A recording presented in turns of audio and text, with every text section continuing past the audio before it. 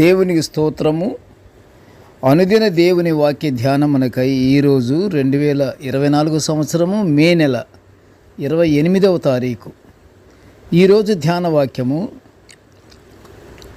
పరిశుద్ధ గ్రంథము నుండి అపొస్తలుడైన పౌలు గారు ఫిలిప్పీల సంఘమునకు వ్రాసిన పత్రికలోని 4వ అధ్యాయము 4వ వచనాన్ని మనం ధ్యానించుకుందాము. ధ్యాన వాక్యము: ఎల్లప్పుడూ ప్రభువునందు ఆనందించుడి, మరలా చెప్పుదును ఆనందించుడి. మీ సహనము సకల జనులకు తెలియబడనీయుడి. ప్రియ దేవుని బిడ్డలారా, ఈరోజు ధ్యాన వాక్యము మనుషులు ప్రభువునందు ఆనందించుట గురించి ధ్యానించుకుంటున్నాము. ఈ వాక్యము అపొస్తలుడైన పౌలు గారు ఫిలిప్పీల సంఘానికి పత్రిక రాస్తూ వారికి హెచ్చరిక చేస్తున్నాడు. ఏమని?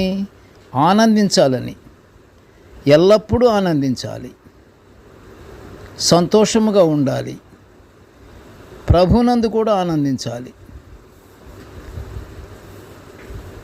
ఇంకా మీ సహనాన్ని సకల జనులకు తెలియజేయబడాలి. సహనము చాలా గొప్పది. దాన్ని కానీ పట్టుకొని ఆ సహనాన్ని కానీ పాటిస్తే దేవుడు ఎంతో ఇష్టపడతాడు. సహనము, ఓర్పు రెండు ఉండాలి. మనిషికి సహనము, ఓర్పు ఎప్పుడైతే ఉంటుందో ప్రపంచాన్నే జయించగలడు. ఆ సంఘానికి సంతోషం గురించి మరి ఎక్కువగా వివరిస్తున్నాడు. అంతేకాదు, పౌలు గారు దేవునికి చేయు ప్రార్థనలో కూడా ఫిలిప్పీలు ఎక్కువ సంతోషంగా ఉండేలా దేవునికి విజ్ఞాపన చేస్తున్నట్టు పరిశుద్ధ గ్రంథము సెలవిస్తుంది. ప్రియ దేవుని బిడ్డలారా, ఆ సంఘస్థులు సంతోషంగా ఉంటూ ప్రతి ఒక్కరూ ప్రభునందు ఆనందించాలని వారిని పౌలు గారు మనసారా కోరుతున్నారు. దీనిని బట్టి ప్రతి ఒక్కరూ ఆనందంగా వారి వారి జీవితాలు గడుపుతుంటే దేవుడు కూడా ఆనందిస్తాడని మనము తెలుసుకుంటున్నాము. ఫిలిప్పీలకు రాసిన ఈ పత్రిక పౌలు గారు చెరసాలలో ఉన్నప్పుడు రాసినటువంటి ఈ పత్రిక. ఆయన చెరసాలలో వేయబడినప్పుడు, చెరసాలలో ఉన్నప్పుడు ఆయన ఫిలిప్పీలకు వ్రాసినటువంటి పత్రిక ఇది. పౌలు గారు చెరసాలలో ఉండి రాశాడు అంటే చెరసాల జీవితంలో పడుతున్న బాధలు కూడా ఆయన ఆనందంగా మలుచుకొని ఆనందించుడి, ఆనందించుడి అని సంఘానికి హెచ్చరికలు చేస్తున్నాడు. ఒక్క సంఘమే కాదు, ప్రతి కుటుంబంలోనూ ఆనందము అనేది కానీ ఉంటే దేవుని ఆశీర్వాదము తప్పకుండా ఉన్నట్లే.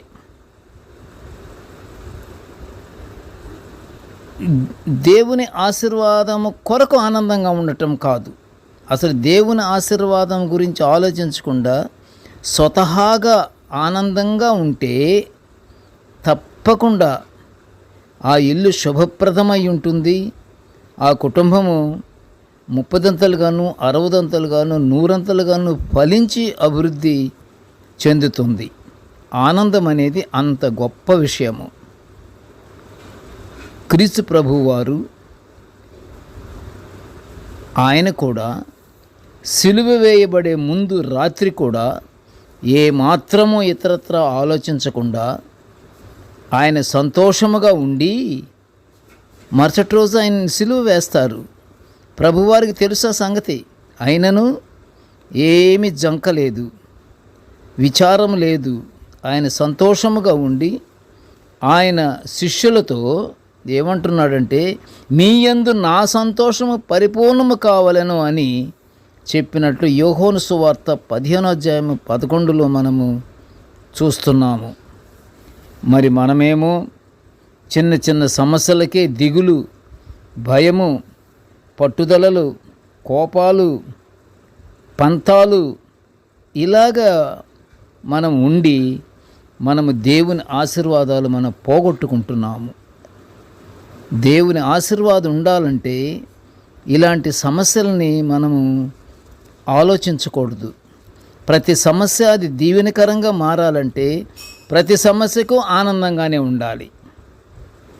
క్రీస్తు ప్రభువుని నమ్మిన వారమైనప్పుడు మనము దేనికి చింతపడకూడదు. మన చింత యావత్తు ప్రభువుకు అప్పచెప్పాలి. ఎప్పుడు ప్రభువుకు అప్పచెప్పాలి? మనము దేవుని యొక్క మార్గములో నడుచుచున్నప్పుడు ఎదురైనటువంటి చింతలు, సమస్యలను దేవునికి అప్పచెప్పాలి. నిజమైన విశ్వాసముతో మన సమస్యలన్నిటి గురించి ప్రభువుకు మనం ప్రార్థన చేద్దాము. సంతోషముతో నిరీక్షణ కలిగి ఉందాము. ప్రభువునందు ఆనందంగా ఉందాము. సకల ఆశీర్వాదాలు మనము పొందుకుందాము. సణుగుడు అనే పదము ఉండకూడదు. సణుగుడు ఎప్పుడైతే ఉంటుందో అది చాలా భయంకరమైనది. సణుగుడు గురించి సంఖ్యాకాండంలో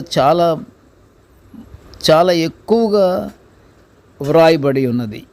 మనము సణుగుడు లేకుండా ప్రతి విషయానికి సహనము, ఓర్పును ఊహించి మనము ప్రార్థనయందు పట్టుదల కలిగి మనము చేయగలిగితే దేవుని ఆశీర్వాదాలు తప్పకుండా మన మీద వర్షింపబడతాయి. ప్రార్థన చేసుకుందాము. ప్రేమగల తండ్రి, జీవముగల నాయన, నీ పాదములు స్తోత్రములు. కృపగల తండ్రి, నీ యొక్క దివ్యమైనటువంటి పరిశుద్ధ వాక్యాలను మేము నిత్యము ఇలా ధ్యానించుకునే భాగ్యాన్ని మాకు అనుగ్రహించినందులకు నీ ఘనమైన స్తోత్రములు తండ్రి. అయ్యా, నేటి ధ్యాన వాక్యమును వినుచున్న ప్రతి బిడ్డను ఆశీర్వదించు తండ్రి. నీకు స్తోత్రములు నాయన. ప్రభువా, పౌలు గారు చెప్పుచున్నట్లుగా ఎక్కువ ఆనందించుడి, మరీ ఆనందించుడి. మీరు ఆనందించటమే కాదు, మీ ఆనందము ప్రభువునందు ఆనందించుడి అంటున్నాడు కనుక కృపగల తండ్రి, మాలో ఉన్నటువంటి యొక్క కోపాలు, తాపాలు ఇవన్నీ పోగొట్టిన ఆయన నిన్ను నిత్యము ఆనందంగా నీ యందు మేము నిత్యము ఆనందించుకునే భాగ్యాన్ని మా అందరికీ అనుగ్రహించి మాకు కావలసినటువంటి ఆశీర్వాదాలు మాకు అనుగ్రహించమని తండ్రి ఈ మనవులన్నీ యేసయ్య నామమున వినయముగా వేడుకొనుచుంటున్నాను తండ్రి. ఆమేన్. దేవుడు మనల్నందరినీ బహుగా దీవించుగాక. ఆమేన్.